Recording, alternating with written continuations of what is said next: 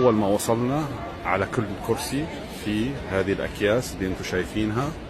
هلا رح نفتح ونشوف الأكياس شو فيها. أنت في قطر، تخيل يرعاك الله. طبعا هذه لفاحة، وهذا تيشيرت، وهذا تروفي باحتفالية كأس العالم. شوفوا ما أجمله. طبعا في سمول باج تبع كأس العالم، وهذه أعتقد إن هي تنحط بريسلت بالإيد.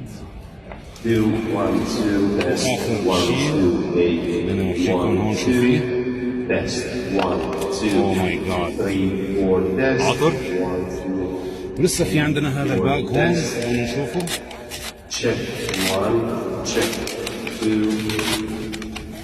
اوه ماي جاد،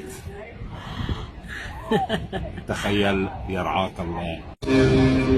تخيل يرعاك الله، أنت في خطر.